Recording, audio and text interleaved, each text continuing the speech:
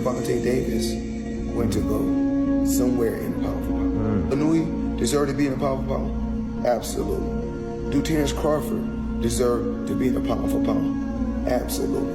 But what about Gervonta Davis? I mean, he deserved to be somewhere also in the power for power. Why don't they give him that credit? Because he was affiliated with me. Tank Davis, he was a young kid, came up to me when he was a kid, wanted an autograph. I signed his phone for him and told him, you'll be world champion someday, and I'll be your promoter. Floyd Mayweather didn't expect this move. Just as Gervonta Davis hinted at stepping away from boxing, a shocking return began taking shape, one that puts Keyshawn Davis directly in his path. Behind the scenes, reactions have been tense, measured, and revealing. Why would Tank come back now? What does this fight threaten to change? And why does it appear to strike a nerve with the man who once guided his rise?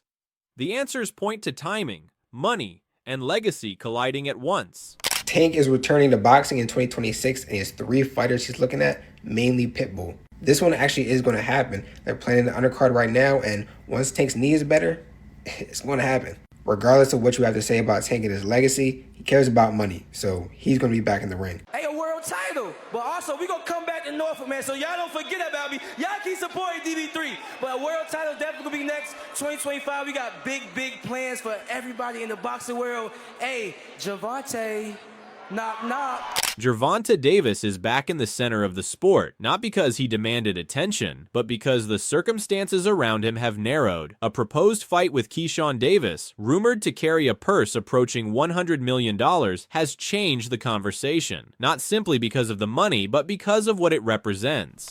Versus Gervonta Davis? I'm not saying it's next. I'm not saying that a win over Gustavo Lemos gives you a shot at Gervonta Davis.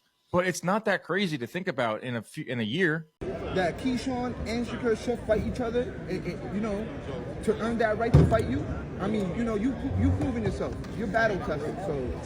Right, so they should fight, right? All that fake ass brother shit. And one last thing, champ. Yeah, for real, yeah. And one last thing, champ. This is not just another defense or another payday. It may be the final chapter of a career that has been built on precision and restraint. The reaction from Floyd Mayweather has been impossible to ignore. One more. Yeah, really. Look, Keyshawn, you mentioned the Tank and you got the message for Tank. Yeah. But does a Check fight seem more realistic, and do you think that will give you more leverage against Tank? Yeah, for sure. At the end of the day, Tank been pro for over 10 years. Like, I'm only pro. It's gonna be my 3rd year this year, so I'm far behind, but not skillfully. You know, so we still got some work to go as far as ticket sales. But I sell. It was 10,000 fans in here. More work to do? Yeah, it's always more work to put in. It's never enough. For years, Mayweather defined the financial ceiling of boxing. Every major payday in the modern era traces back to the structure he helped create. Hearing that his former protege could step into a 9-figure bout, possibly as a farewell, strikes at something deeper than surprise. It challenges the order of how greatness, time, and reward are supposed to unfold. 18 months. Listen, next year, I'm not saying that fight can't happen.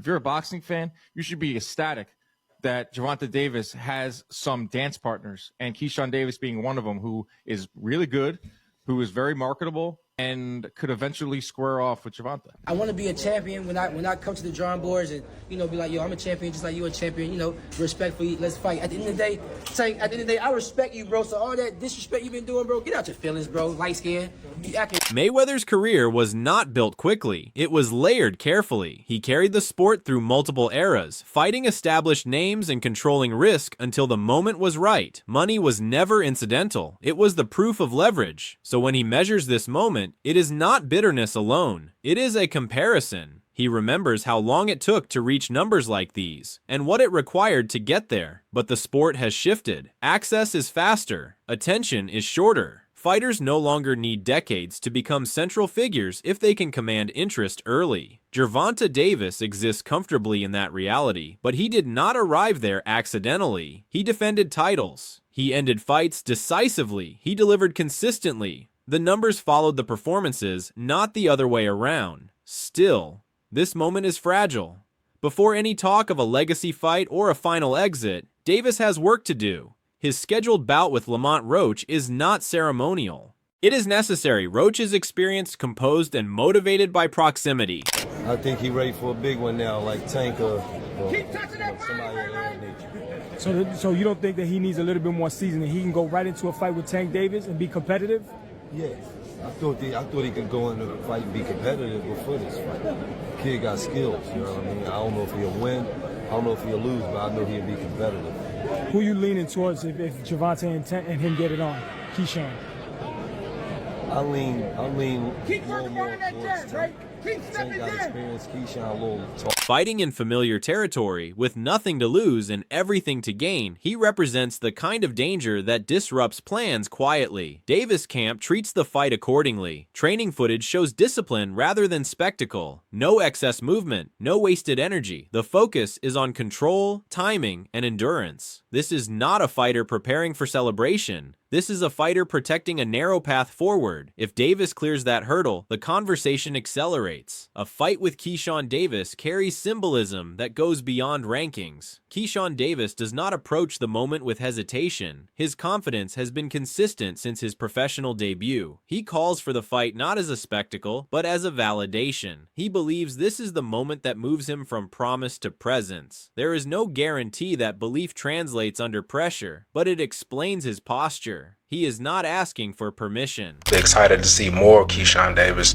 against any of these guys. I think he has a legitimate shot against guys like Teofimo, against Frank Martin, or against, whoever you want to put in there, right? Even potentially Gervonta Davis. That's a fight. I'm telling you, man, I don't know that Gervonta will be able to just walk down and kind of stalk and wait, against a guy like Keyshawn Davis.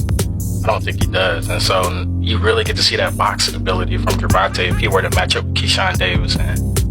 This generational tension sits at the center of the proposed fight. It is not about passing the torch ceremonially. It is about whether the torch can be taken. Boxing does not reward patience alone. It rewards timing under stress. That uncertainty is what sustains interest. For Mayweather, watching this unfold is complicated. His legacy is built on perfection and control, on choosing when and how risk was accepted. Seeing a fighter from his lineage approach a single fight payday that rivals the peaks of his own career forces reflection, he insists with reason that he changed the business. And he did. The structures that allow this fight to exist were shaped by his era. But influence does not freeze progress. The sport continues whether its architects approve or not. Gervonta Davis is not replacing Mayweather's legacy. He is operating in a landscape that was legacy created and pushing its boundaries differently. Leaving with clarity has become as important as winning. Keyshawn Davis represents the opposite impulse. He is entering his prime with urgency. He sees opportunity and reaches for it directly. That contrast sharpens the stakes. One fighter is managing an exit, the other is forcing an entrance. I love Keyshawn. I think he's a great fighter. I think he's getting better and better and better. You can't take, when a fighter comes in 7 pound over or 6 or 5 pound over or whatever it was, it's not because they're struggling at the weight. It's because you know that camp, everything's broken down in that fight. So I don't think it was the same Lemos that fought Richardson Hitchens, but I think that's irrelevant. He demolished him. And that's what you got to do sometimes. You got to go in there. The crowd looked great in Norfolk, Virginia. It's great for boxing. Keyshawn's a great young fighter. The rumored purse changes everything around them. A fight of that magnitude demands alignment across promoters, broadcasters, venues, and schedules. Every detail becomes leverage. Every delay feeds doubt. Nothing is guaranteed. The logistics alone are enough to derail the idea entirely, and all of it depends on what happens next. Lamont Roach stands between speculation and reality. His presence is a reminder that boxing does not respect plans. One night can reorder everything. As camps continue, the imagery remains restrained. Early morning road work, controlled sparring, minimal talk. The fighters do not train for headlines. They train for outcomes. Whether this fight ever happens remains uncertain. Whether it fulfills expectations, if it does, is another question entirely. What is clear is that the sport is at a point of transition. Old benchmarks are being approached in new ways. Legacy is no longer only about longevity. It is about timing, relevance, and the discipline to choose when to leave.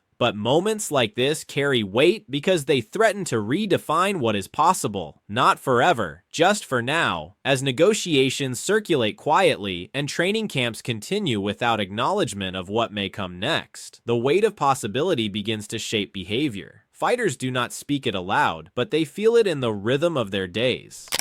I'm a giant Gervonta fan. I think that guy's so unusual. Yeah. His style's so unusual, and his like patience. Yes. Yeah. The Leo Santa Cruz fight was really something for me because Leo Santa Cruz is a technician. He's great, Mexican style, but he's also a technician. And that fight was very close before Tank stopped him. Yeah. Gervonta Davis, but he still lost 3 times to Andy Cruz, our fighter, and he'd never beat Andy Cruz. And Jaron Ennis can also confirm that, and Bozy can confirm that because he trains Andy Cruz. So I think if Keyshawn wants a fight before Gervonta Davis, sign us up for Andy Cruz. He took him to school 3 times, and he'd be ready to do it again.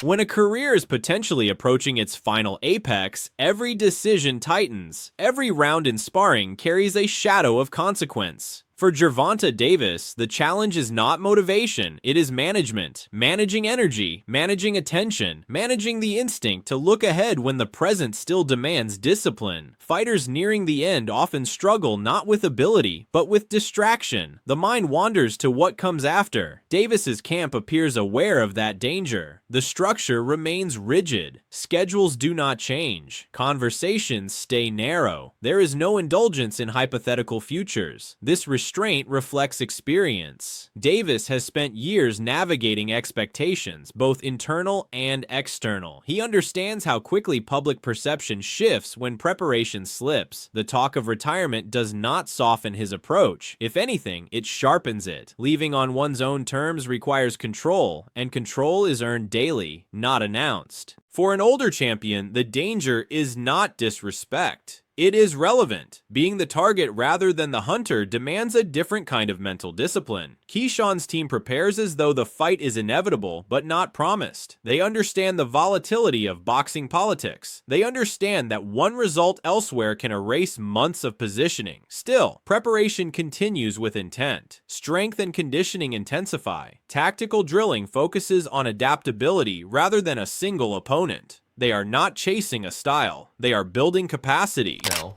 so eventually down the line, they're probably going to fight each other again, this time maybe for a world title. But back to Gervonta Davis versus Keyshawn Davis. What do you guys think? I think Keyshawn Davis has a very, he's good at defense and whatnot, but it seems like he really just loves throwing down, and he has a really, really good jab, like a neutralizer jab to just stop people in their tracks, whether it's to the body or to the head.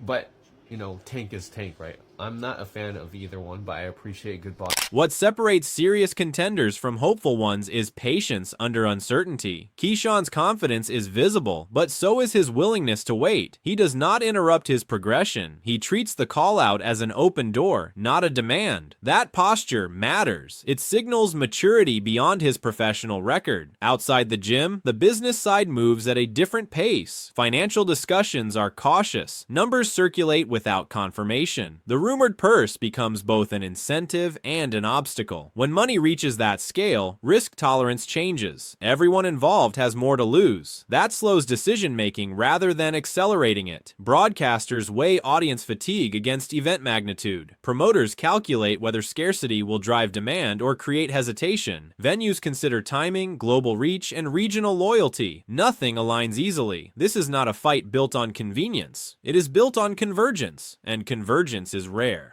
Yet the sport does not pause for reflection, it advances through action. If Gervonta Davis falters even slightly, the entire conversation collapses. There is no buffer, no grace period. This is the reality of elite boxing. Dominance must be continuous, or it is questioned immediately. A little bigger, but Tank got a little bit more experience. You know what I mean? Okay. Been under the bright lights before, the 25,000 and all that kind of shit. So. Absolutely. And we have Shakur in the building, so Shakur and Tank, and that fight is going crazy. That's like a Leonard Hurds, a throwback fight to the 1980s.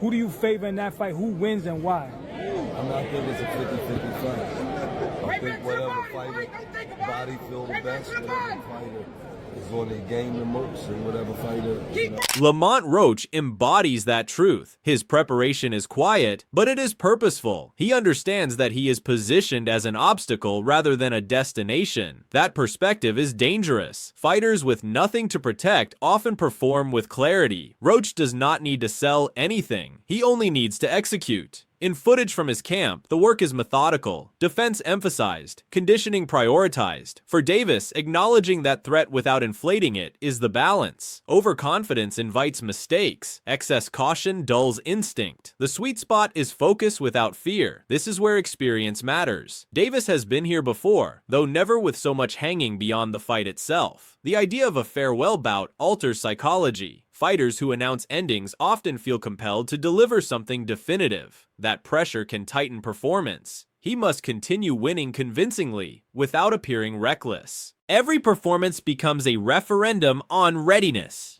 In sparring, the emphasis is on composure under adversity. Trainers recreate uncomfortable scenarios deliberately. Fatigue rounds, southpaw looks, late round pressure. They are not preparing for Gervonta Davis specifically. They are preparing for the moment when belief is tested. The sport's broader implications sit beneath all of this. So if you weren't watching boxing yesterday, Keyshawn Davis outperformed.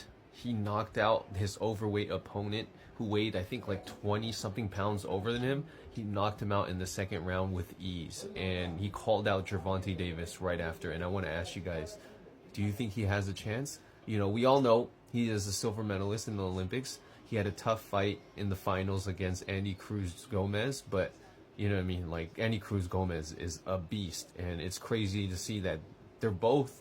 A confirmed 9-figure fight between fighters of different career stages would recalibrate expectations. Younger fighters would see new leverage earlier. Veterans would reconsider exit strategies. Promoters would rethink pacing. The ripple effects extend beyond one night. But boxing history is filled with fights that almost happened, announcements that dissolved, numbers that never aligned. The sport does not reward imagination. It rewards follow-through. For Mayweather, watching from outside the active competition, this moment reflects a transition he cannot control. As fight night draws closer for Davis and Roach, the surrounding noise gradually fades, and attention narrows back to what actually matters. If Davis comes through the bout without disruption, the road ahead opens once more, allowing negotiations to regain momentum, public focus to intensify, and the stakes to rise with renewed clarity. This is why the moment carries more weight than the promotion implies. For the sport as a whole, this period represents a quiet test of its evolution, asking whether new financial heights can be reached without weakening competitive integrity, and whether ambition can be rewarded without eliminating risk.